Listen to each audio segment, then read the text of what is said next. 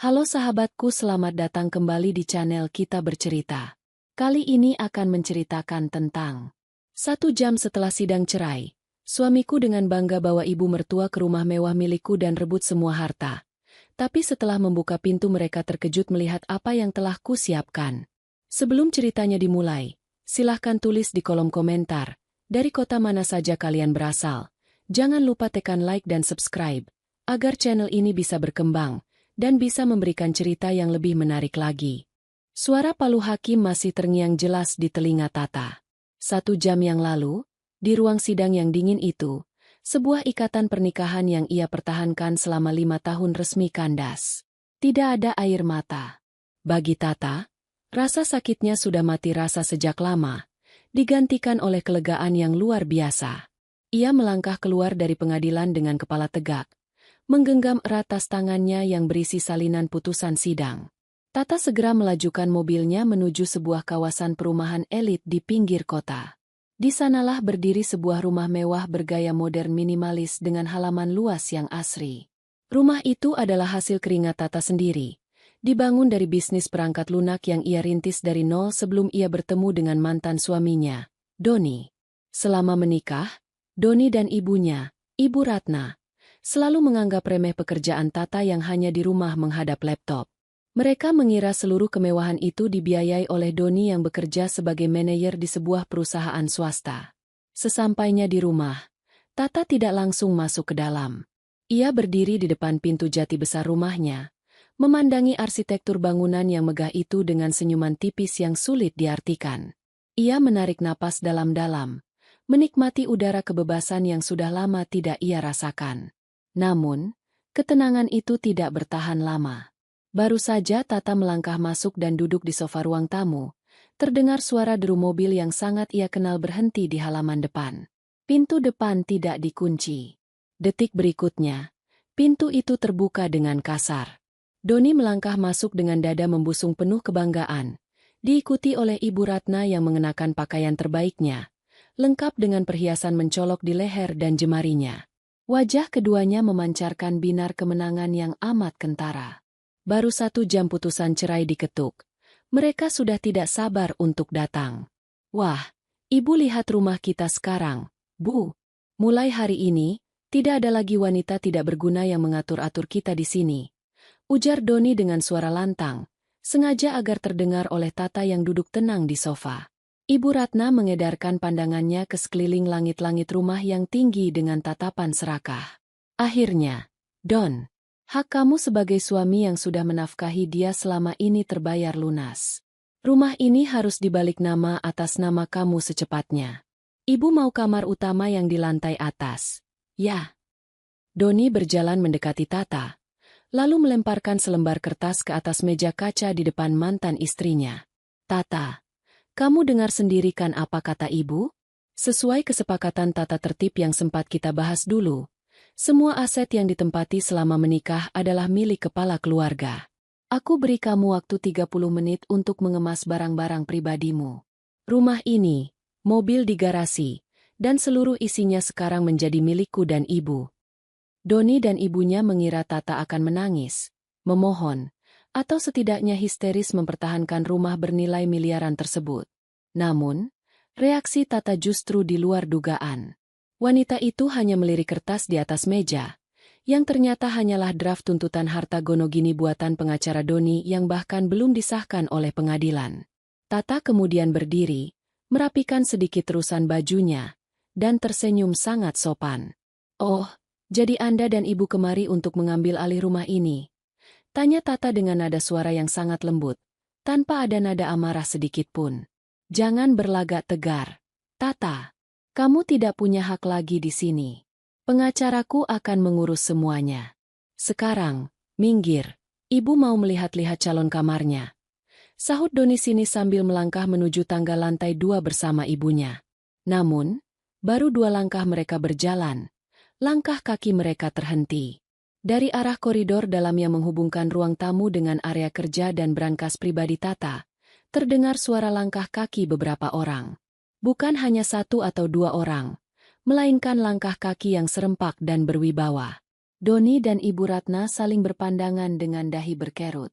Perlahan, dari balik sekat ruangan, muncullah 3 orang pria parubaya mengenakan setelan jas formal hitam yang sangat rapi, didampingi oleh 2 orang petugas berseragam dinas resmi dari Lembaga Keuangan Negara dan seorang notaris senior yang wajahnya sering muncul di televisi. Di tangan mereka terdapat beberapa map tebal berlogo hukum dan segel resmi. Melihat kehadiran orang-orang asing tersebut di dalam rumah yang diklaim sebagai miliknya, wajah Doni seketika berubah pucat. Keangkuhan yang tadi terpancar di wajahnya mendadak surut, digantikan oleh rasa bingung dan cemas yang mulai merayap. Ia menatap Tata, meminta penjelasan. Namun Tata hanya memberikan sebuah isyarat tangan yang mempersilakan para tamu agung tersebut untuk berbicara. Apa yang sebenarnya telah disiapkan oleh Tata di balik dinding rumah mewah ini sebelum sidang perceraian dimulai? Doni terpaku di tempatnya berdiri, sementara Ibu Ratna refleks menggenggam erat lengan putranya. Keangkuhan yang semula memenuhi ruangan itu mendadak menguap, digantikan oleh keheningan yang mencekam. Aroma parfum mahal dari para pria berjas itu seolah menegaskan bahwa mereka bukanlah orang sembarangan. Salah satu pria berjas hitam, yang mengidentifikasi dirinya sebagai Bapak Baskoro, seorang notaris senior, melangkah maju. Ia membenarkan letak kacamata bingkai peraknya sebelum membuka sebuah map kulit berwarna hitam pekat. "Selamat siang, Saudara Doni dan Ibu Ratna," sapa Pak Baskoro dengan nada suara yang bariton dan sangat tenang, namun syarat akan ketegasan. "Perkenalkan, saya bersama tim kurator aset independen dan perwakilan resmi dari pihak lembaga keuangan." Doni berdeham, berusaha mengumpulkan kembali sisa-sisa keberaniannya yang sempat tercecer. "Tunggu sebentar. Ada urusan apa Anda semua ada di dalam rumah saya?" "Tata, apa-apaan ini? Siapa orang-orang ini yang kamu bawa masuk tanpa izin?" tanya Doni dengan suara yang agak bergetar, mencoba mengalihkan telunjuk tuduhannya kepada Tata. Tata tidak membalas dengan bentakan. Ia justru berjalan dengan langkah anggun menuju sofa, lalu kembali duduk dengan tenang. Dipandangnya mantan suaminya itu dengan tatapan penuh rasa iba. Sebuah tatapan yang jauh lebih menyakitkan bagi harga diri Doni ketimbang makian. "Doni, tolong dengarkan penjelasan Pak Baskoro dengan baik. Bagaimanapun, ini adalah momen yang sudah kamu tunggu-tunggu, bukan? Hari di mana kita memperjelas seluruh kepemilikan harta," ujar Tata. Suaranya terdengar begitu lembut namun syarat akan ketenangan yang mematikan. Pak Baskoro berdeham kecil, menarik perhatian semua orang di ruangan itu. "Baik. Bisa kita mulai. Berdasarkan dokumen resmi, sertifikat tanah, dan seluruh izin mendirikan bangunan atas rumah mewah ini, properti ini memang sepenuhnya terdaftar atas nama Ibu Tata Amelia. Mutlak, sebelum pernikahan kalian terjadi, dan dibeli dengan dana pribadi yang bersumber dari rekening korporasi perusahaan teknologi milik Ibu Tata." "Tidak bisa begitu," potong Ibu Ratna dengan suara melengking. "Doni ini suaminya. Selama 5 tahun dia yang menafkahi Tata. Biaya perawatan rumah ini, listrik, bahkan pajak, Doni yang bayar. Sesuai hukum, ini jadi harta bersama." Seorang petugas dari lembaga keuangan yang berdiri di sebelah Pak Baskoro tersenyum tipis. Ia membuka dokumen lain yang berlogo hologram resmi perbankan. "Ibu Ratna, mari kita bicara berdasarkan data," ujar petugas tersebut dengan sopan. "Kami telah melakukan audit menyeluruh atas aliran dana rumah tangga Anda selama 5 tahun terakhir atas permintaan resmi dari kuasa hukum Ibu Tata, 2 bulan sebelum gugatan cerai dilayangkan." Petugas itu membalik halaman demi halaman, lalu membacakan isinya. Memang benar Saudara Doni mengirimkan sejumlah uang setiap bulannya. Namun, seluruh dana yang didepositokan oleh Saudara Doni ke rekening bersama nyatanya dialihkan kembali untuk membiayai cicilan mobil mewah atas nama Saudara Doni sendiri, serta pelunasan beberapa kartu kredit pribadi milik Saudara Doni dan Ibu Ratna. Bahkan, kami menemukan bukti transfer rutin ke rekening pribadi Ibu Ratna yang jumlahnya cukup signifikan. Wajah Ibu Ratna seketika berubah merah padam. Ia menelan ludah dengan susah payah, menyadari bahwa rahasia dapur finansial yang selama ini ia sembunyikan kini terpampang nyata di depan mata para penegak hukum. Sebaliknya, lanjut petugas itu, pandangannya beralih menatap Doni yang kini mulai berkeringat dingin. Seluruh biaya operasional rumah ini, termasuk gaji para pekerja, renovasi, hingga pajak tahunan, didebit langsung dari rekening perusahaan milik Ibu Tata. Jadi, secara hukum finansial, tidak ada kontribusi sepeser pun dari saudara Doni yang masuk ke dalam aset properti ini. Doni merasa bumi yang dipijaknya seolah runtuh. Skema yang ia susun bersama pengacaranya untuk merebut rumah ini seketika hancur berkeping-keping hanya dalam hitungan menit. Namun, kejutan yang disiapkan Tata ternyata belum sepenuhnya selesai. Pak Baskoro kembali mengambil alih pembicaraan. Ia mengeluarkan selembar surat dengan kop resmi pengadilan niaga dan menyodorkannya ke hadapan Doni. Dan ada satu hal lagi yang perlu diselesaikan hari ini, Saudara Doni. Ini menyangkut perusahaan tempat Anda bekerja, di mana Anda menjabat sebagai manajer operasional, ucap Pak Baskoro dengan tatapan mata yang terkunci rapat pada manik mata Doni. Doni mengerutkan dahi, mendadak merasakan firasat yang jauh lebih buruk dari sekadar kehilangan rumah mewah ini. Ada apa dengan perusahaanku? Apa hubungannya dengan perceraian ini? Doni merasakan tenggorokannya mendadak sangat kering. Jantungnya bertalu-talu begitu cepat hingga memicu rasa ngilu di dadanya. Pertanyaan yang baru saja ia lontarkan menggantung di udara ruang tamu yang luas itu, menciptakan atmosfer yang semakin mencekam. Di sampingnya, Ibu Ratna mulai gelisah. Jemarinya yang dihiasi cincin-cincin besar tampak gemetar saat meremas kain lengannya sendiri. Pak Baskoro tidak langsung menjawab. Ia justru menoleh ke arah Tata, seolah meminta izin secara tersirat untuk membuka lembaran kejutan berikutnya. Tata hanya memberikan anggukan kecil yang sangat anggun. Tidak ada guratan dendam di wajah wanita itu. Yang ada hanyalah ketenangan seorang maestro yang sedang menyaksikan simfoni gubahannya dimainkan dengan sempurna. Saudara Doni.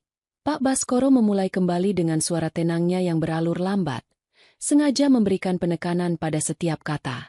2 minggu yang lalu, sebuah konsorsium bisnis internasional telah merampungkan akuisisi saham mayoritas sebesar 60% atas PT Sinar Jaya Abadi. Perusahaan tempat Anda mendedikasikan diri sebagai manajer operasional selama 4 tahun terakhir. Doni mengerutkan dahi. Kabar mengenai akuisisi itu memang sudah didengarnya selentingan di kantor. Namun prosesnya tertutup sangat rapat oleh jajaran direksi tertinggi.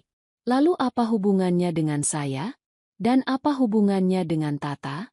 Itu adalah urusan internal korporasi tempat saya bekerja. Sergah Doni, mencoba membangun kembali dinding pertahanannya yang sudah rapuh. Petugas dari lembaga keuangan di sebelah Pak Baskoro menyunggingkan senyum tipis. Ia mengangsurkan sebuah dokumen dengan sampul tebal berlapis bludru biru tua. Di bagian depannya, tertera logo perusahaan baru yang memegang kendali atas tempat kerja Doni. Hubungannya sangat erat, Saudara Doni, ujar petugas keuangan tersebut. Pemilik manfaat utama atau ultimate beneficial owner dari konsorsium yang membeli saham mayoritas perusahaan Anda adalah sebuah perusahaan modal Ventura bernama Amelia Holding. Dan saya rasa, Anda tidak perlu menebak siapa pemilik tunggal dari Amelia Holding. Doni seperti dihantam gada tak kasat mata. Matanya terbelalak lebar saat melirik ke arah Tata, lalu beralih pada dokumen di atas meja. Di lembar paling belakang, pada kolom tanda tangan pemilik modal tertinggi, tertera nama jelas dengan tinta hitam yang sangat familiar bagi Doni, Tata Amelia. Kakakmu? Doni terbata-bata. Suaranya naik 1 oktav karena syok yang teramat sangat. Bagaimana mungkin? Kamu hanya seorang wanita yang setiap hari mengurung diri di ruang kerja dengan laptop. Dari mana kamu punya uang untuk membeli perusahaan sebesar itu?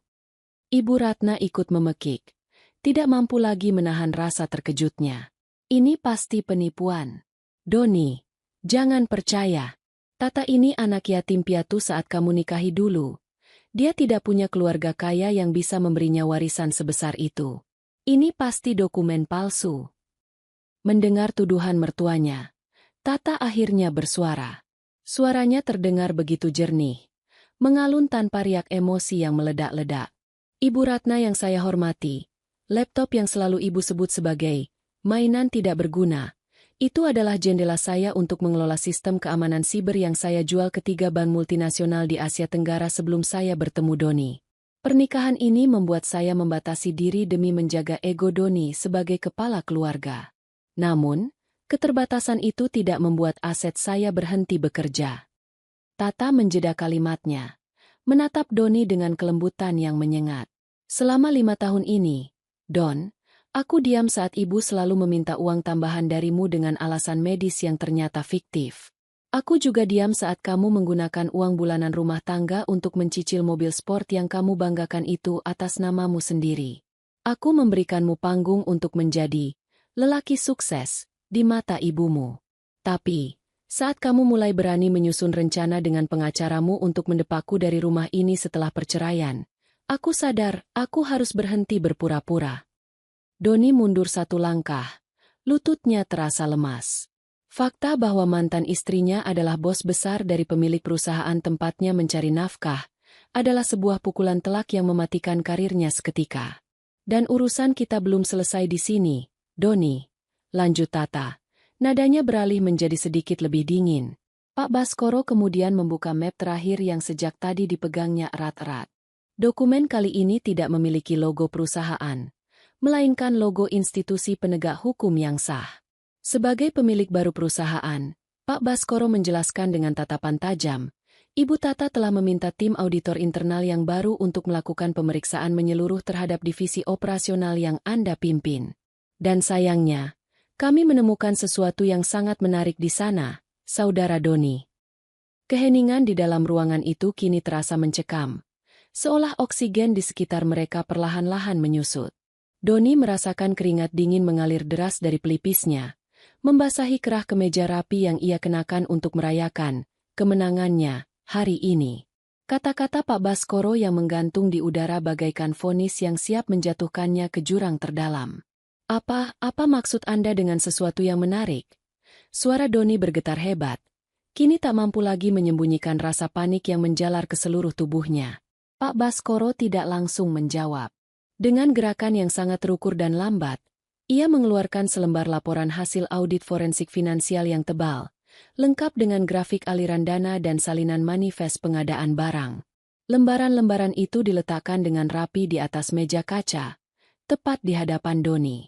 Selama 2 tahun terakhir, Divisi Operasional PT Sinar Jaya Abadi yang Anda pimpin telah melakukan pengadaan perangkat lunak dan pemeliharaan server berkala. Jelas Pak Baskoro, nadanya datar tanpa emosi namun terasa begitu menekan. Namun, tim auditor internal kami menemukan adanya selisih harga yang sangat tidak wajar antara nilai kontrak yang diajukan ke perusahaan dengan nilai real yang dibayarkan kepada pihak vendor ketiga. Doni mematung. Wajahnya yang semula pucat kini berubah menjadi seputih kertas. Nilai selisih tersebut, sambung petugas keuangan yang berdiri di sebelah Pak Baskoro, setelah kami telusuri melalui rekam jejak digital perbankan, ternyata dialirkan ke sebuah rekening penampung atas nama sebuah perusahaan cangkang fiktif. Dan tebak siapa pemilik rekening penampung tersebut? Itu adalah akun rekening atas nama Ibu Ratna, ibu kandung Anda sendiri. Astaga! Ibu Ratna menjerit kecil. Tangannya spontan menutup mulutnya yang menganga lebar. Tas tangan bermerek yang ia pamerkan sejak awal meluncur jatuh dari pangkuannya, menumpahkan beberapa isinya ke atas lantai marmer. Itu tidak benar. Saya tidak tahu apa-apa tentang urusan kantor Doni. Saya hanya menerima uang bakti dari anak saya. Uang bakti yang bersumber dari manipulasi anggaran perusahaan, Ibu Ratna. Sahut Pak Baskoro dengan nada sopan namun menusuk. Total dana yang telah dialihkan selama 12 bulan terakhir mencapai angka 1,2 miliar rupiah. Ini bukan lagi sekadar pelanggaran kode etik pekerjaan, melainkan tindakan pidana penggelapan dalam jabatan dan pencucian uang. Doni merasa seluruh sendi di tubuhnya mendadak lolos. Ia menatap Tata dengan pandangan memelas. Sebuah pemandangan yang sangat kontras dengan sosok Doni yang 1 jam lalu melangkah masuk rumah ini dengan dada membusung penuh keangkuhan. Tata, tolong. Tea. Bisik Doni dengan suara parau, hampir menyerupai rintihan. Aku tahu aku salah. Aku hilaf. Tapi tolong jangan bawa ini ke ranah hukum. Kita baru saja berpisah dengan baik-baik di persidangan tadi. Tolong ingat 5 tahun kebersamaan kita. Tea. Tata yang sejak tadi duduk dengan posisi tegak dan anggun, menghela napas pendek. Ia membetulkan posisi duduknya, lalu menatap mantan suaminya itu langsung pada manik matanya. Tatapan Tata begitu jernih, bebas dari kilat kemarahan ataupun dendam yang meledak-ledak. "Doni," ucap Tata. Suaranya mengalun tenang memenuhi ruangan. "1 jam yang lalu di pengadilan, kita berpisah karena hakim mengabulkan gugatanku atas dasar ketidakcocokan. Aku melepaskanmu tanpa menuntut sepeser pun harta yang kamu kumpulkan, meskipun aku tahu dari mana sebagian besar uang itu berasal. Aku bahkan membiarkanmu membawa mobil sport yang cicilannya menggunakan uang rumah tangga kita." Tata menjeda kalimatnya, memberikan jeda agar setiap kata yang diucapkannya meresap ke dalam benak Doni. "Namun, 1 jam setelah sidang itu selesai, kamu datang ke rumah ini bersama ibu, membawa draft kontrak palsu, dan mencoba mengusirku dari rumah yang kubangun dengan keringatku sendiri sebelum mengenalmu," lanjut Tata dengan nada yang masih sangat sopan namun syarat akan ketegasan. "Kamu tidak hanya ingin berpisah, Don. Kamu ingin menghancurkanku dan mengambil semua yang kupunya secara tidak sah. Jadi, saat kamu meminta aku mengingat 5 tahun kebersamaan kita, bagian mana yang harus kuingat? Bagian saat kamu dan ibu menyusun rencana ini di belakangku?" Doni bungkam. Kata-kata Tata bagaikan cermin raksasa yang memperlihatkan betapa buruk dan serakahnya tindakan yang telah ia lakukan. Di sampingnya, Ibu Ratna mulai menangis sesenggukan, kehilangan seluruh wibawa dan kesombongan yang tadi ia pamerkan di depan pintu. Pak Baskoro kemudian melirik jam tangannya, lalu menoleh ke arah koridor luar rumah mewah tersebut. "Ibu Tata, waktu yang dijadwalkan telah tiba." Bersamaan dengan ucapan Pak Baskoro, terdengar suara pintu gerbang depan yang dibuka secara otomatis. 2 unit mobil dinas berwarna hitam dengan rotator yang tidak dinyalakan perlahan memasuki halaman rumah, berhenti tepat di belakang mobil sport milik Doni. Dari dalam mobil tersebut, turun 4 orang petugas berseragam rapi dari pihak kepolisian, didampingi oleh tim penyidik dari Divisi Tindak Pidana Ekonomi Khusus. Doni melihat kedatangan mereka dari balik jendela kaca besar ruang tamu. Rasa takut yang amat sangat kini benar-benar menguasai dirinya. Lembaran hitam yang selama ini ia sembunyikan dengan rapat, kini telah tersingkap sepenuhnya di rumah mewah milik wanita yang pernah ia remehkan. Langkah kaki para petugas kepolisian yang tegas di atas lantai selasar luar terdengar bagaikan ketukan lonceng kematian bagi ambisi Doni. Pintu jati besar yang sejam lalu dibuka dengan penuh keangkuhan oleh Doni dan ibunya, kini kembali terbuka lebar. Kali ini, yang melangkah masuk adalah para penegak hukum yang membawa hawa dingin keadilan. Seorang perwira polisi berpangkat komisaris melangkah paling depan. Dengan sikap yang sangat profesional dan sopan, ia memberikan penghormatan kecil kepada Tata yang menyambut mereka dengan anggukan takzim, lalu beralih menatap Doni dan Ibu Ratna yang sudah terduduk lemas di sofa seberang. "Selamat siang. Kami dari Direktorat Reserse Kriminal Khusus," ujar perwira tersebut, mengeluarkan selembar surat resmi berkop kepolisian dengan stempel merah yang masih basah. "Saudara Doni, berdasarkan laporan resmi yang diajukan oleh pihak manajemen baru PT Sinar Jaya Abadi beserta bukti-bukti audit forensik yang telah diverifikasi oleh lembaga keuangan, kami memiliki surat perintah untuk membawa Anda guna pemeriksaan lebih lanjut terkait dugaan tindak pidana penggelapan dalam jabatan dan pencucian uang." Ibu Ratna yang mendengar kata pencucian uang langsung histeris. Ia bersimpuh di lantai marmer, mencoba meraih ujung celana petugas, namun dengan sigap ditenangkan oleh seorang polwan yang ikut dalam rombongan. "Pak, tolong Pak, anak saya anak baik-baik. Ini semua pasti salah paham. Tata, tolong katakan pada mereka kalau ini tidak benar. Kamu kan pernah jadi istri Doni, Tea?" ratap Ibu Ratna. Air matanya menghapus riasan tebal di wajahnya hingga tampak berantakan. Tata memandang mantan ibu mertuanya itu dengan tatapan teduh, tanpa ada binar kepuasan atau ejekan di matanya. "Ibu, sejak awal saya selalu menghormati ibu sebagai orang tua. Bahkan saat ibu menyebut saya wanita rumahan yang tidak menghasilkan apa-apa, saya tetap diam. Namun, hukum memiliki jalannya sendiri untuk meluruskan apa yang bengkok. Saya tidak bisa dan tidak memiliki hak untuk menghentikan proses yang sudah berjalan atas nama korporasi," jawab Tata dengan kalimat yang sangat santun namun menutup rapat celah negosiasi. Doni, yang menyadari bahwa dunianya telah runtuh sepenuhnya, hanya bisa menunduk dalam-dalam. Tangannya gemetar hebat saat petugas memasangkan borgol besi di kedua pergelangan tangannya. Rasa bangga yang membubung tinggi 1 jam yang lalu kini menguap tak berbekas, menyisakan penyesalan mendalam yang terlambat. Ia melirik rumah mewah ini untuk terakhir kalinya. Rumah yang ia damba-dambakan untuk dikuasai, yang nyatanya menjadi tempat di mana semua kedok busuknya dipreteli hingga telanjang. Terima kasih atas kerjasamanya, Ibu Tata. Ucap Pak Baskoro seraya merapikan kembali map-map tebal di atas meja setelah Doni dan Ibu Ratna digiring keluar menuju mobil petugas. Saya yang berterima kasih, Pak Baskoro, dan juga kepada seluruh tim yang membantu, balas Tata dengan senyuman tulus. Setelah ruang tamu yang megah itu kembali sepi, hanya menyisakan aroma ketenangan yang sudah lama hilang, Tata berjalan perlahan menuju jendela kaca besar. Ia menyaksikan 2 mobil polisi bergerak perlahan meninggalkan halaman rumahnya, diikuti oleh mobil sport putih milik Doni yang kini disita sebagai barang bukti oleh pihak berwajib. Tata menarik napas panjang, mengembuskannya dengan perlahan.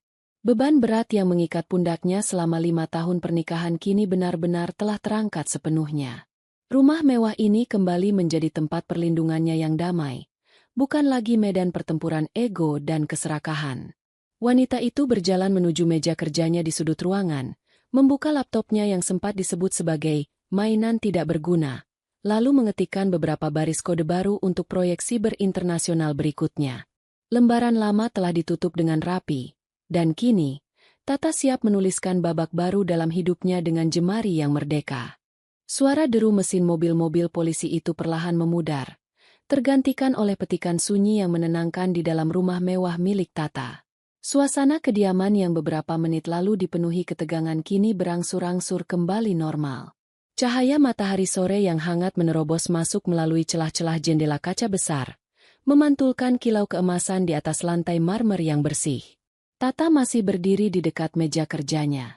Jemarinya yang lentik bergerak pelan di atas permukaan laptop, menutup beberapa tab dokumen audit finansial yang baru saja selesai digunakan sebagai senjata hukum. Sesaat, pandangannya tertuju pada secangkir teh chamomile yang sudah mendingin di sudut meja. Ia meraih cangkir itu, menyesapnya sedikit, lalu mengembuskan napas panjang. Bagi sebagian orang, melihat mantan suami dan ibu mertua digiring oleh pihak berwajib mungkin akan mendatangkan rasa puas atau kemenangan yang meluap-luap. Namun, tidak bagi Tata. Yang ia rasakan hanyalah sebuah kelegaan yang murni. Kelegaan karena ia tidak perlu lagi memakai topeng sebagai seorang istri yang harus terus-menerus mengalah demi menjaga ego rapuh seorang pria. Ketukan pintu yang halus memecah keheningan. Bei Asih, asisten rumah tangga yang sudah ikut dengan Tata sejak sebelum ia menikah dengan Doni, melangkah masuk dengan ragu-ragu dari arah dapur bersih. Wajah wanita paruh-baya itu tampak cemas sekaligus lega. "Non Tata," panggil Bei Asih dengan suara lirih dan penuh rasa hormat. "Ibu, ibu tidak apa-apa?" Bibi tadi di dapur sampai gemetaran mendengar suara ribut-ribut di depan. Tata menoleh, lalu menyunggingkan senyuman hangat yang tulus, jenis senyuman yang jarang sekali ia perlihatkan selama beberapa tahun terakhir. "Saya tidak apa-apa, Bei. Semua sudah selesai. Sekarang rumah ini sudah kembali tenang." Bei Asih mengangguk dengan mata yang berkaca-kaca. "Alhamdulillah, Non. Bibi tahu betul bagaimana sabarnya Non Tata selama ini. Setiap hari mengalah, dibilang tidak kerja. Padahal Non yang membiayai semuanya. Gusti Allah mboten sar, Non. Terima kasih ya, Bei. Sudah selalu setia menemani saya di sini. Tolong bantu rapi-rapi ruang tamu. Ya, tadi ada beberapa barang yang sempat terjatuh. Ucap Tata dengan nada yang sangat sopan. Baik, Non. Siap? Jawab Bei Asih dengan penuh semangat sebelum bergegas mengambil perlengkapan pembersih. Tata kembali melangkah menuju area tengah rumahnya. Matanya tertuju pada sofa tempat Doni dan Ibu Ratna duduk tadi. Di atas meja kaca, draft tuntutan harta gonogini palsu yang dibawa Doni masih tergeletak di sana. Tata mengambil kertas tersebut, melipatnya dengan rapi, lalu memasukkannya ke dalam mesin penghancur kertas yang ada di sudut ruangan. Suara deru mesin yang memotong-motong kertas itu seolah menjadi simbol bahwa lembaran kelam masa lalunya telah hancur menjadi serpihan yang tidak berarti lagi. Saat keheningan kembali meraja, ponsel pintar milik Tata yang berada di dalam saku terusan bajunya bergetar. Sebuah notifikasi pesan masuk dari Pak Baskoro, sang notaris senior yang kini juga merangkap sebagai penasihat hukum perusahaan barunya. Ibu Tata, proses administrasi penahanan saudara Doni sedang berjalan di Polres. Pihak manajemen PT Sinar Jaya Abadi juga telah mengeluarkan surat pemecatan secara tidak hormat terhitung mulai hari ini. Terkait aset mobil sport yang disita, pihak bank akan mengurus pembatalan hak milik atas nama yang bersangkutan besok pagi. Apakah ada instruksi tambahan dari Anda? Tata memandangi layar ponselnya selama beberapa saat. Ia mengetikkan balasan dengan sangat tenang dan penuh pertimbangan. Terima kasih, Pak Baskoro. Biarkan proses hukum berjalan sesuai dengan koridor yang berlaku. Tidak perlu ada perlakuan khusus, baik memperberat maupun meringankan. Kita ikuti prosedur resmi yang ada saja. Fokuskan tim pada pemulihan stabilitas internal perusahaan pasca akuisisi. Setelah mengirimkan pesan tersebut, Tata berjalan menuju balkon lantai 2 rumahnya. Dari atas sana, ia bisa melihat pemandangan taman belakang yang luas dengan kolam renang yang airnya tampak jernih beriak tenang ditiup angin sore. 5 tahun lalu, ia memasuki gerbang pernikahan dengan harapan bisa membangun sebuah keluarga yang saling mendukung. Namun, ia justru mendapati dirinya berada di dalam sebuah ilusi, di mana ketulusannya dibalas dengan keserakahan dan rasa hormatnya dibalas dengan keangkuhan. Kini, di atas tanah miliknya sendiri, di bawah langit sore yang mulai meredup, Tata tahu bahwa badai telah sepenuhnya berlalu.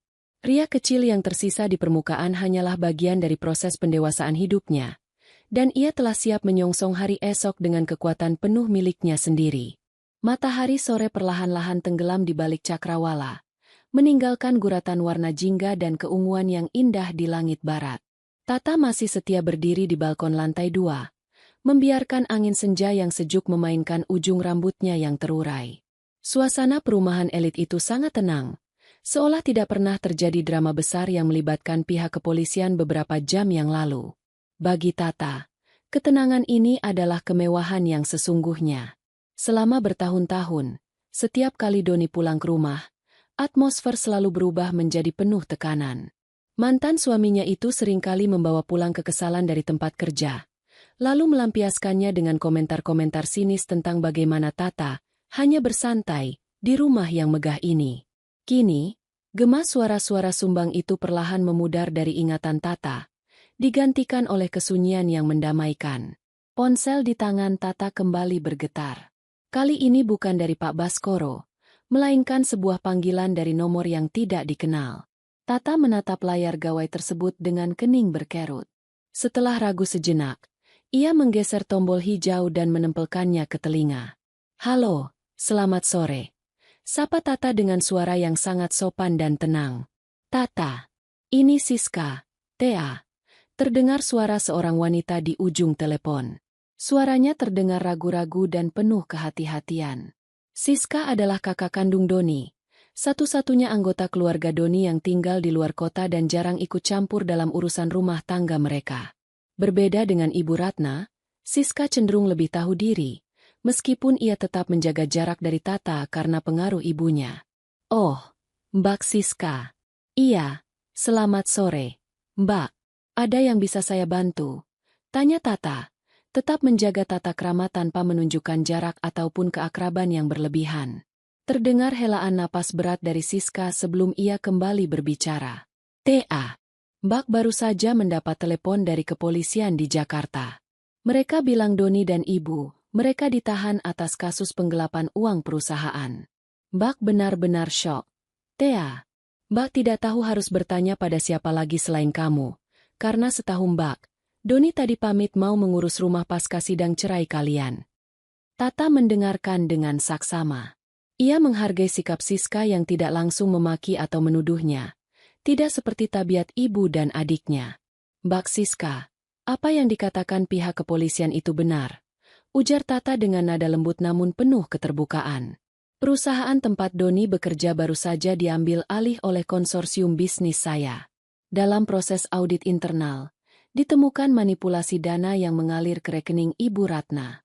Kasus ini sekarang sepenuhnya ditangani oleh tim hukum perusahaan dan pihak berwajib." Di seberang telepon, Keheningan sempat merayap selama beberapa detik. Siska tampaknya sedang mencerna kenyataan fiktif yang selama ini ia dengar dari ibunya tentang Tata. Konsorsium bisnis kamu, Thea? Jadi selama ini. Astaga, Doni benar-benar bodoh. Bisik Siska. Suaranya terdengar sangat lemas dan dipenuhi rasa malu yang mendalam. Ibu selalu bilang kalau kamu menumpang hidup pada Doni. Mbak tidak menyangka kalau kenyataannya justru seperti ini. Saya tidak pernah berniat membuka semua ini, Mbak. Namun, setelah sidang selesai, Doni dan ibu datang kemari dengan paksa untuk mengambil alih rumah ini secara sepihak. Tindakan mereka memaksa tim hukum saya untuk bergerak lebih cepat. Jelas Tata secara jujur dan tanpa ada nada menyindir. Mbak paham, Thea. Mbak sangat paham, kata Siska dengan suara yang bergetar menahan tangis. Atas nama ibu dan Doni, Mbak memohon maaf yang sebesar-besarnya atas semua perlakuan mereka selama 5 tahun ini. Mbak tidak akan membela kesalahan Doni. Kalau dia memang bersalah secara hukum, dia harus mempertanggungjawabkannya. Mbak hanya sedih melihat ibu yang sudah tua harus ikut terbawa-bawa. Tata menghela napas pelan. Saya memahami perasaan Mbak Siska sebagai seorang anak.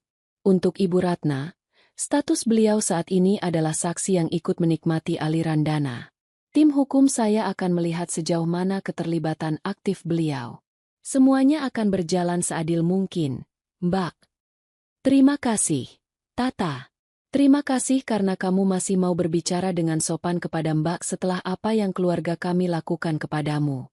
Mbak besok akan terbang ke Jakarta untuk mengurus ibu, ucap Siska sebelum akhirnya menyudahi panggilan telepon tersebut. Tata menurunkan ponselnya dari telinga. Pembicaraan itu tidak membuat ketenangannya terusik. Justru, hal itu menegaskan bahwa ia telah mengambil langkah yang tepat. Menegakkan keadilan bukan berarti memelihara dendam, melainkan memberikan batasan yang tegas agar harga dirinya tidak lagi diinjak-injak. Langit kini telah sepenuhnya gelap, digantikan oleh hamparan bintang yang mulai bermunculan. Tata membalikan badan, melangkah masuk ke dalam kamarnya yang luas, dan menutup pintu balkon dengan rapat. Pria kecil dari sisa masa lalunya mungkin masih akan bergetar untuk beberapa waktu ke depan. Namun malam ini, di dalam rumah mewah yang menjadi saksi bisu perjuangannya, Tata akhirnya bisa memejamkan mata dengan kedamaian yang seutuhnya. Sinar matahari pagi yang cerah menerobos masuk melalui celah gorden sutra di kamar utama, membentuk garis-garis cahaya keemasan di atas lantai kayu yang hangat. Tata terbangun tepat saat alarm di ponselnya berbunyi pelan. Ia membuka kelopak matanya perlahan, merasakan sensasi yang sudah sangat lama tidak ia rasakan setiap kali membuka mata. Ketenangan yang mutlak. Tidak ada lagi rasa sesak di dada. Tidak ada lagi kekhawatiran tentang kata-kata sinis apa yang akan ia dengar di meja makan hari ini. Tata beranjak dari tempat tidur, merapikan selimutnya dengan gerakan yang tenang, lalu melangkah menuju kamar mandi. Setelah menyegarkan diri, ia mengenakan pakaian santai namun tetap terlihat elegan. Sebuah blus katun berwarna putih gading dan celana panjang kain berwarna coklat muda. Saat melangkah turun ke lantai 1, aroma harum kopi yang baru diseduh dan nasi goreng mentega langsung menyambut indera penciumannya. Di area dapur bersih, Bei Asi tampak sedang sibuk menata buah-buahan segar di atas meja makan. "Selamat pagi, Non Tata." Sapa Bei Asi dengan wajah yang jauh lebih cerah daripada hari-hari sebelumnya. "Bibi buatkan nasi goreng kesukaan Non, sama kopi hitam tanpa gula." "Selamat pagi, Bei." "Terima kasih banyak, ya." Balas Tata sembari menarik kursi makan dan duduk dengan anggun. "Non, semalam Mbak Siska datang ke rumah Ibu Ratna, ya? Tadi pagi-pagi sekali, Pak Satpam depan cerita ke Bibi kalau melihat ada taksi datang ke rumah sana." Ujar Bei Asi dengan nada suara yang sengaja dipelankan, seolah takut merusak suasana pagi yang tenang ini. Rumah yang sempat dikontrakan Doni untuk ibunya memang berada di kompleks yang berbeda, namun masih dalam jangkauan informasi para pekerja di kawasan tersebut. Tata menyesap kopi hitamnya perlahan, menikmati kehangatan yang menjalar di tenggorokannya sebelum menjawab. "Iya, Bei. Semalam Mbak Siska memang telepon saya. Beliau bilang mau datang ke Jakarta untuk mengurus ibu dan Doni." "Biarkan saja, itu sudah menjadi urusan keluarga mereka." Bei Asi mengangguk-angguk paham, Merasa kagum dengan kelapangan hati majikannya yang sama sekali tidak menunjukkan rasa benci atau ingin tahu lebih dalam mengenai penderitaan orang-orang yang pernah menjahatinya. Tepat setelah Tata menyelesaikan sarapannya, sebuah mobil sedan hitam yang mewah perlahan memasuki halaman depan rumah. Itu adalah mobil dinas yang dikirimkan oleh kantor pusat Amelia Holding. Hari ini adalah hari pertama Tata akan menghadiri rapat direksi secara langsung di PT Sinarjaya Abadi, perusahaan yang kini berada di bawah kendali penuhnya, tempat di mana mantan suaminya dulu bekerja. Tata mengambil tas tangan dan beberapa dokumen penting dari ruang kerjanya. Sebelum melangkah keluar pintu, ia sempat berkaca di cermin besar dekat ruang tamu. Ia melihat pantulan dirinya sendiri, seorang wanita berusia 30 tahun yang mandiri, berwibawa, dan tidak lagi terikat oleh bayang-bayang pernikahan yang toksik. "Bibi, saya berangkat ke kantor dulu, ya? Kemungkinan pulang sore." Pamit Tata kepada Bei Asih. "Hati-hati di jalan, Non. Semoga semuanya lancar." Doa Bei Asih tulus. Perjalanan menuju kantor memakan waktu sekitar 30 menit. Sepanjang jalan, Tata memanfaatkan waktu untuk membaca laporan perkembangan transisi perusahaan melalui tablet digitalnya. Ketika mobilnya memasuki area parkir gedung perkantoran bertingkat di kawasan pusat bisnis, beberapa petugas keamanan yang mengenakan seragam rapi segera memberikan hormat dengan takzim. Mereka sudah mendapatkan informasi bahwa pemilik baru dari seluruh gedung dan perusahaan ini akan datang hari ini. Tata melangkah masuk melalui pintu lobi utama.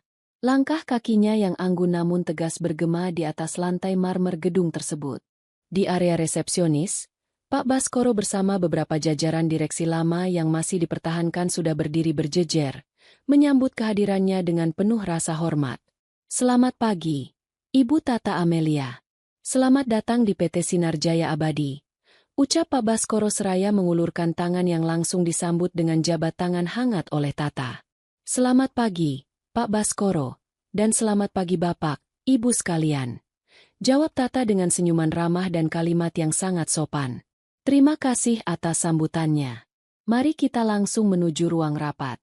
Ada banyak hal yang harus kita benahi bersama mulai hari ini." Di antara jajaran direksi yang hadir, beberapa di antaranya tampak mencuri pandang ke arah Tata dengan rasa segan yang amat sangat. Mereka semua tahu bahwa wanita di hadapan mereka ini adalah mantan istri dari Doni, manajer operasional yang baru saja didepak secara tidak hormat dan kini mendekam di sel tahanan akibat kasus korupsi. Namun, melihat pembawaan Tata yang begitu tenang, profesional, dan sama sekali tidak membawa sentimen pribadi ke dalam ruangan kantor, mereka sadar bahwa Tata adalah sosok pemimpin sejati yang jauh berbeda dari apa yang sering diceritakan oleh Doni dulu. Lembaran baru dalam dunia bisnis kini resmi dibuka oleh Tata dengan langkah yang begitu ringan. Langkah kaki Tata membawa keanggunan yang tak terbantahkan ke dalam ruang rapat utama di lantai 28. Ruangan itu dikelilingi oleh dinding kaca tebal yang memperlihatkan pemandangan lanskap gedung-gedung pencakar langit ibu kota yang menakjubkan. Di tengah ruangan, sebuah meja jati panjang berpelitur gelap dikelilingi oleh kursi-kursi kulit ergonomis yang kini telah diduduki oleh para petinggi perusahaan. Ketika Tata berjalan menuju kursi utama di ujung meja, posisi tertinggi yang menandakan kekuasaan mutlak, seluruh ruangan seketika hening. Tidak ada lagi bisik-bisik. Suasana dipenuhi oleh rasa segan dan penasaran yang mendalam dari para jajaran direksi lama yang masih bertahan. Tata meletakkan tablet digital dan tas tangannya dengan tenang, lalu duduk. Ia mengedarkan pandangan ramah namun menyelidik ke setiap wajah yang ada di sana. Di sebelah kanannya, Pak Baskoro duduk dengan sigap, siap mendampingi jalannya rapat perdana pasca akuisisi ini. "Selamat pagi, rekan-rekan sekalian." Suara Tata mengalun jernih, memecah keheningan dengan nada yang sangat sopan namun penuh wibawa. "Terima kasih atas kehadiran Bapak dan Ibu dalam rapat pleno darurat hari ini. Saya tahu, 24 jam terakhir bukanlah waktu yang mudah bagi perusahaan ini. Terjadi perubahan struktur kepemilikan yang mendadak, sekaligus tindakan tegas hukum terhadap salah satu mantan personel di divisi operasional." Mendengar kata divisi operasional, beberapa direktur tampak menegang. Mereka semua tahu betul siapa yang dimaksud. Doni. Selama ini, Doni dikenal sebagai manajer yang cukup vokal dan seringkali menyombongkan kedekatannya dengan jajaran atas, mengklaim bahwa kesuksesannya adalah hasil kerja kerasnya sendiri sementara sang istri hanya berdiam diri di rumah. Kini, kenyataan bahwa sang istri ternyata adalah pemilik sah dari seluruh lini bisnis mereka bagaikan sebuah ironi yang tamat. Namun, Tata melanjutkan kalimatnya, memberikan jeda sejenak untuk menatap para direksi satu persatu. Saya ingin menegaskan sejak awal, bahwa Amelia Holding membeli saham mayoritas perusahaan ini bukan untuk melakukan pembersihan massal atau membawa sentimen pribadi. Apa yang terjadi pada saudara Doni adalah murni penegakan hukum atas tindakan yang merugikan korporasi. Fokus kita hari ini dan ke depan adalah pemulihan efisiensi kerja. Seorang direktur keuangan senior, Pak Hermawan, berdeham kecil sebelum mengangkat tangan, meminta izin untuk berbicara dengan sangat santun. Selamat pagi, Ibu Tata. Saya Hermawan dari Divisi Keuangan. Terkait kasus penyalahgunaan anggaran pada pengadaan perangkat lunak yang dilakukan divisi operasional sebelumnya, kami mengakui adanya kelengahan dalam sistem pengawasan internal kami. Bagaimana langkah taktis dari Ibu untuk menutup celah tersebut agar tidak mengganggu proyek yang sedang berjalan? Tata tersenyum tipis. Pertanyaan itu adalah ujian pertama untuk membuktikan kapasitasnya di depan para pria parubaya yang telah puluhan tahun berkecimpung di dunia korporasi ini. Tata membuka tablet digitalnya, lalu menghubungkannya ke layar proyektor besar di ujung ruangan. Seketika, layar tersebut menampilkan bagan arsitektur sistem keamanan siber yang sangat rumit namun terstruktur dengan sangat rapi. Celah yang dimanfaatkan oleh manajemen operasional sebelumnya terjadi karena validasi vendor masih dilakukan secara manual dan rentan terhadap manipulasi dokumen fisik. Jelas Tata, beralih menggunakan bahasa teknis bisnis yang sangat fasih. Mulai hari ini, kita akan mengintegrasikan sistem inti keuangan perusahaan dengan platform enkripsi siber berbasis otomatisasi yang telah dikembangkan oleh perusahaan teknologi saya. Sistem ini akan melakukan pemindaian harga pasar secara real-time dan memverifikasi rekam jejak digital setiap vendor ketiga sebelum kontrak disetujui. Para direksi terpana melihat paparan tersebut. Sistem yang dipresentasikan Tata bukan sekadar teori, melainkan sebuah solusi konkret berskala internasional yang bahkan belum pernah terpikirkan oleh tim IT internal mereka sendiri. Pak Hermawan tampak mengangguk-angguk takjub, menyadari bahwa wanita di depan mereka ini bukan sekadar investor yang memiliki banyak uang, melainkan seorang arsitek teknologi yang sangat jenius. Dengan sistem baru ini, lanjut Tata dengan tenang sembari mematikan layar proyektor, kita tidak hanya menutup celah korupsi, tetapi juga memangkas biaya operasional yang tidak perlu hingga 25% pada kuartal berikutnya. Saya meminta komitmen penuh dari Bapak dan Ibu sekalian untuk menyukseskan transisi ini. Kami siap mendukung penuh kebijakan Ibu Tata, sahut Pak Hermawan seketika, yang langsung diikuti oleh anggukan setuju dari seluruh anggota rapat lainnya. Rasa sangsi yang sempat mereka miliki kini sepenuhnya runtuh, digantikan oleh rasa hormat yang mendalam kepada sang pemimpin baru. Rapat berlangsung selama 2 jam berikutnya dengan suasana yang sangat produktif. Tata memimpin jalannya diskusi dengan kepala dingin, mendengarkan setiap masukan dengan sopan, namun tetap tegas dalam mengambil keputusan akhir. Ketika rapat akhirnya ditutup dan para direksi mulai meninggalkan ruangan satu persatu, Pak Baskoro menghampiri meja Tata dengan senyuman bangga. Eksekusi yang sangat luar biasa. Ibu Tata, Anda berhasil memenangkan hati mereka hanya dalam satu sesi rapat. Tata merapikan kembali barang-barangnya ke dalam tas. Ini baru langkah awal, Pak Baskoro. Menghilangkan pengaruh buruk masa lalu dari perusahaan ini membutuhkan waktu, sama seperti menyembuhkan luka lama. Namun, setidaknya sekarang kita berjalan di jalur yang benar. Sambil melangkah keluar dari ruang rapat, Tata melirik sekilas ke arah lorong lantai 28 yang menuju ke bekas ruang kerja Doni. Ruangan itu kini telah disegel dan plang nama mantan suaminya telah dicopot. Tidak ada rasa benci yang tersisa di hati Tata. Yang ada hanyalah keyakinan kuat bahwa kebenaran dan kerja keras pada akhirnya akan selalu menemukan jalannya untuk bersinar. Setelah seluruh jajaran direksi meninggalkan ruang rapat utama, suasana lantai 28 berangsur-angsur kembali sunyi. Tata melangkah perlahan menyusuri lorong berlantai karpet tebal yang beraroma kayu cendana. Langkah kakinya yang anggun terhenti tepat di depan sebuah ruangan di ujung koridor. Di atas pintu kaca itu, terdapat bekas tempelan persegi yang menyisakan sedikit perekat, tempat di mana papan nama, Doni Ardiansyah, MBA Manajer Operasional, pernah bertengger dengan gagah. Pintu itu terkunci dengan segel resmi berwarna kuning dari tim auditor internal perusahaan. Tata memandangi ruangan kosong di balik kaca transparan tersebut. Di dalam sana, sebuah meja kerja besar bermaterial kayu ek, kursi kulit hitam yang megah, dan beberapa plakat penghargaan tiruan masih tertata pada tempatnya.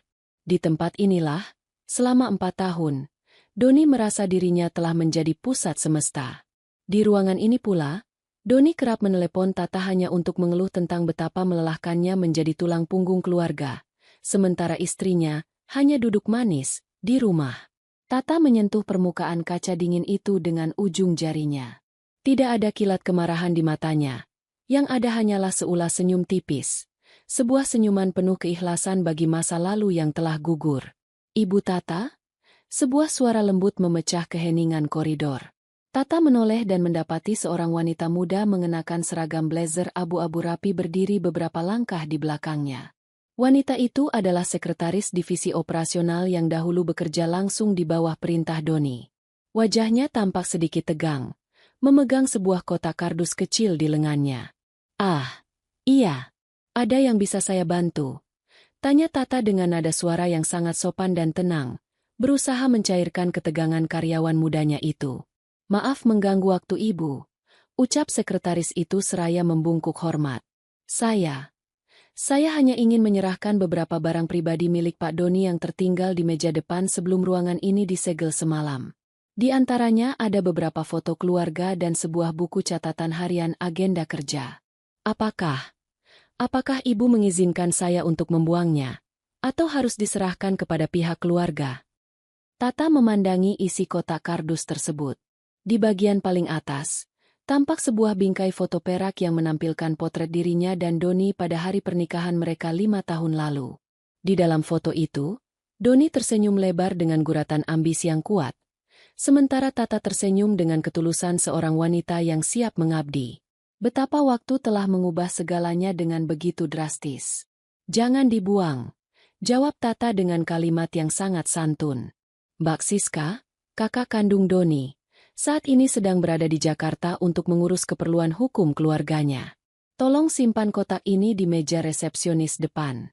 Nanti sore, tim hukum saya akan memastikan seluruh barang pribadi ini diserahkan kepada Mbak Siska dengan baik dan tercatat. "Baik, Ibu Tata. Terima kasih banyak atas kebijaksanaannya," sahut sekretaris itu dengan helaan napas lega sebelum berbalik dan melangkah pergi. Tata kembali menatap lorong panjang di hadapannya. Tindakan Doni yang serakah memang telah menghancurkan rumah tangga mereka. Namun Tata menolak untuk membiarkan kehancuran itu mengubah dirinya menjadi sosok yang penuh dendam. Ia tetaplah Tata yang anggun, sopan, dan memegang teguh prinsip keadilan tanpa harus kehilangan rasa kemanusiaannya. Pak Baskoro berjalan mendekati Tata dari arah lift eksekutif, memecah kesunyian sore yang mulai merayap. "Ibu Tata, mobil dinas sudah siap di lobi bawah. Jadwal Anda hari ini telah selesai dengan sangat baik. Untuk besok pagi, tim transisi dari Amelia Holding akan mulai masuk ke divisi operasional untuk menerapkan sistem pengawasan siber yang baru." Tata mengangguk takzim. Ia merapikan letak tas tangannya, lalu berbalik membelakangi ruangan yang pernah menjadi simbol keangkuhan mantan suaminya itu. "Mari kita pulang, Pak Baskoro," ujar Tata lembut. "Hari ini kita telah meletakkan batu pertama untuk masa depan perusahaan ini. Besok, kita punya tugas yang lebih besar untuk membangunnya kembali." Saat melangkah masuk ke dalam lift yang berdinding cermin, Tata menatap pantulan dirinya sendiri. Sinar matanya tidak lagi memancarkan keraguan ataupun rasa lelah yang bertahun-tahun ia sembunyikan dari dunia. Lift bergerak turun dengan perlahan, membawa Tata meninggalkan gema masa lalu, siap menyongsong malam yang damai di rumah mewahnya, dan menyambut hari-hari baru yang sepenuhnya berada di bawah kendali jemarinya sendiri. Gerimis tipis mulai membasahi kaca mobil sedan hitam yang membawa Tata membelah kemacetan jalanan ibu kota. Lampu-lampu jalan dan gedung pencakar langit mulai menyala satu persatu, menciptakan pendaran cahaya yang berpendar indah di atas aspal yang basah. Di dalam kabin mobil yang kedap suara, Tata menyandarkan kepalanya pada bantalan kursi yang empuk, memandangi bulir-bulir air yang menempel di jendela dengan tatapan yang tenang. Hari pertama memimpin perusahaan sebagai pemilik mayoritas telah berjalan dengan sangat baik. Namun Tata tahu ini barulah awal dari proses panjang. Struktur yang telanjur keropos oleh keserakahan mantan suaminya memerlukan waktu untuk dipulihkan seutuhnya. Namun, Tata tidak merasa lelah. Rasa lelah yang dulu kerap menghimpitnya saat masih terikat pernikahan toksik kini telah menguap, digantikan oleh energi baru yang bersumber dari kemerdekaan dirinya sendiri. Pukul 5:30 sore, mobil sedan mewah itu perlahan memasuki kawasan perumahan elit tempat Tata tinggal. Namun, sebelum mobil berbelok masuk ke pekarangan rumah megahnya, Tata melihat sebuah taksi terparkir di dekat gerbang luar. Di samping taksi tersebut, berdiri seorang wanita yang mengenakan setelan blazer biru tua yang tampak kusut, dengan guratan keletihan yang sangat dalam di wajahnya. Wanita itu adalah Siska. Tata segera meminta sopir pribadinya untuk menghentikan mobil tepat di sebelah taksi tersebut. Tata menurunkan kaca jendela mobil, menatap kakak iparnya dengan pandangan yang teduh dan penuh kesopanan. "Mbak Siska, mengapa tidak langsung masuk ke dalam dan menunggu di teras saja? Di luar sedang gerimis," sapa Tata dengan nada suara yang sangat lembut. Siska menoleh, terkejut melihat kehadiran Tata. Ia tampak kikuk, meremas jemarinya sendiri dengan perasaan segan yang teramat sangat. "Ah, Tata, maaf, Mbak tidak enak kalau langsung masuk tanpa izin. Mbak tadi dari Polres, lalu mampir ke rumah kontrakan ibu untuk mengambil beberapa pakaian. Mbak sengaja kemari karena ada beberapa hal yang ingin Mbak sampaikan secara langsung kepadamu." Tata melihat ketulusan dan rasa bersalah yang besar di mata Siska. Sebagai wanita yang selalu menjunjung tinggi tata krama, Tata tidak mungkin membiarkan Siska berdiri di bawah rintik hujan. "Mari masuk ke dalam dulu, Mbak. Kita bicara di dalam saja agar lebih nyaman." Gerbang otomatis terbuka, dan kedua mobil itu memasuki halaman rumah mewah Tata. Bei Asi yang melihat kedatangan mereka segera membukakan pintu jati besar dengan sigap. Ketika Siska melangkah masuk ke dalam ruang tamu yang megah dan luas itu, langkahnya sempat tertahan sejenak. Ia memandangi arsitektur langit-langit yang tinggi dan interior yang sangat elegan, menyadari betapa ironisnya tindakan ibu dan adiknya yang satu hari lalu mencoba merebut istana milik wanita yang ternyata jauh lebih berkuasa dari dugaan mereka. "Silakan duduk, Mbak Siska." Tata mempersilakan dengan ramah sembari melepas blazer putih gadingnya, menyisakan blus katun yang rapi. "Bei Asih, tolong buatkan teh hangat 2 cangkir, ya." "Baik, Non," sahut Bei Asih dari arah dapur. Siska duduk di ujung sofa dengan posisi tegak yang kaku, seolah takut mengotori furnitur mewah di rumah itu. Setelah menghela napas panjang untuk menenangkan emosinya, Siska mulai berbicara dengan suara yang agak bergetar. "Tata, Mbak tadi sudah bertemu dengan Doni di ruang tahanan," ucap Siska. Matanya mulai berkaca-kaca. Kondisinya dia sangat terpukul. Dia menangis dan terus-menerus mengutuk kebodohannya sendiri. "Doni akhirnya mengakui semuanya kepada Mbak Tea. Dia mengakui kalau selama ini dia merasa inferior di hadapanmu, merasa tersaingi oleh kecerdasanmu yang diam-diam dia ketahui. Karena itulah, dia sengaja bersikap angkuh dan membiarkan ibu merendahkanmu, demi menutupi rasa rendah dirinya sendiri." Tata mendengarkan penuturan itu dengan saksama, tanpa memotong sedikit pun. Wajahnya tetap tenang, tidak menunjukkan luapan emosi atau rasa puas atas hancurnya harga diri pria yang pernah mengkhianatinya. "Doni juga menitipkan pesan ini untukmu, Tea." Siska mengeluarkan selembar kertas yang dilipat kecil dari dalam tasnya dan meletakkannya di atas meja kaca. Ini adalah surat pencabutan seluruh tuntutan harta gonogini fiktif yang sempat dia ajukan. Dia menandatanganinya tanpa syarat. "Doni bilang dia tidak mengharapkan pengampunanmu terkait kasus di kantor, karena dia tahu dia bersalah. Dia hanya memohon agar kamu bersedia memaafkan kesalahannya sebagai seorang manusia." Teh hangat yang dipesan Tata pun tiba. Tata menyuguhkan cangkir tersebut kepada Siska terlebih dahulu sebelum meraih cangkirnya sendiri. Ia memandangi kertas lipat di atas meja, lalu menatap Siska dengan kehangatan seorang wanita yang telah selesai dengan masa lalunya. "Mbak Siska," ujar Tata dengan kalimat yang sangat santun namun penuh ketegasan yang berwibawa. "Terkait surat ini, saya menghargai keputusan Doni. Sejak awal, Saya memang tidak pernah berniat mengambil apa yang bukan hak saya, begitu pula sebaliknya. Dan mengenai maaf, saya sudah memaafkan Doni dan ibu bahkan sebelum sidang perceraian kita diputus oleh hakim. Saya tidak ingin menyimpan dendam yang hanya akan mengotori hati saya sendiri. Siska menyeka air mata yang menetes di pipinya. Merasa sangat lega sekaligus takjub dengan kemuliaan hati Tata. Terima kasih, Tata. Kamu benar-benar wanita yang luar biasa. Keluarga kami sangat tidak pantas mendapatkan kebaikanmu. Namun, Tata menjeda kalimatnya, menatap Siska dengan tatapan yang jernih. Proses hukum terkait perusahaan adalah urusan profesional yang berbeda, Mbak. Itu di luar kapasitas saya sebagai pribadi, karena melibatkan hak-hak investor dan karyawan lainnya. Saya harap Mbak Siska bisa mendampingi Doni dan Ibu untuk menjalani proses tersebut dengan tabah. Siska mengangguk dengan penuh pengertian. Ia tahu bahwa batasan yang dibuat Tata adalah bentuk keadilan yang mutlak. Pertemuan di batas senja itu menjadi sebuah titik terang, di mana sisa gema masa lalu tidak lagi mendatangkan badai, melainkan sebuah kepasrahan dan penghormatan tertinggi atas ketegaran seorang Tata. Pertemuan senja itu berakhir dengan jabat tangan hangat dan pelukan erat yang penuh rasa hormat dari Siska. Ketika taksi yang membawa kakak iparnya itu perlahan menghilang di balik gerbang kompleks, Tata kembali melangkah masuk ke dalam rumahnya. Gerimis di luar telah sepenuhnya reda, meninggalkan aroma tanah basah dan udara malam yang begitu bersih. 1 minggu berlalu dengan cepat setelah hari itu. Proses hukum atas kasus penggelapan dana yang dilakukan oleh Doni terus berjalan sesuai prosedur yang berlaku. Berkat surat pencabutan tuntutan Gonogini yang ditandatangani Doni tanpa syarat, seluruh urusan perceraian dan hak milik aset Tata kini telah bersih secara hukum.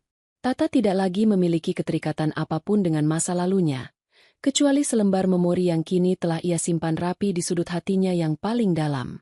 Pagi itu, suasana di kantor pusat PT Sinar Jaya Abadi tampak berbeda. Sistem keamanan siber baru yang diintegrasikan oleh tim Amelia Holding telah berjalan 100%. Efisiensi kerja meningkat drastis, dan atmosfer korporasi yang dulunya penuh dengan intrik kini berubah menjadi lingkungan yang sehat dan transparan. Tata duduk di kursi kebesarannya di lantai 28, memandangi berkas laporan keuangan kuartal pertama yang menunjukkan grafik kenaikan yang sangat signifikan. Diketukan pintu yang halus, Pak Baskoro masuk membawa sebuah map kecil berwarna krem. "Selamat pagi, Ibu Tata." Sapa Pak Baskoro dengan senyuman hangat. Ini adalah laporan akhir dari pihak kejaksaan terkait putusan sidang pertama saudara Doni.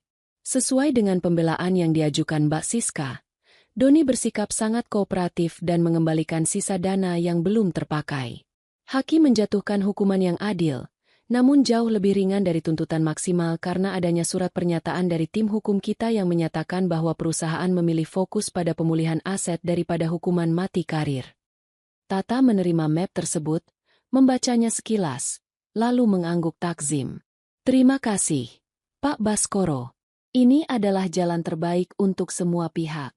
Setidaknya, Doni memiliki kesempatan untuk belajar dan memperbaiki diri setelah masa hukumannya selesai." "Ada satu hal lagi, Ibu Tata," lanjut Pak Baskoro. Nadanya melunak.